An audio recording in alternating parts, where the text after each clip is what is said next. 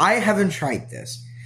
I am trying Jack in the Box breakfast for the very first time. Let's see if it's good.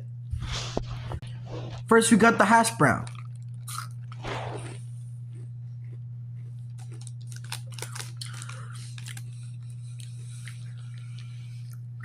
It's so good. Seasoned really well. Potatoes, pretty good. Listen to that crunch. And then here we have the sausage, bacon, and sausage, egg, and cheese.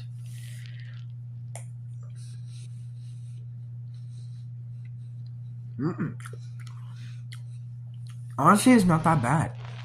Now with the hash brown in it. What do I give it? A 7 at best.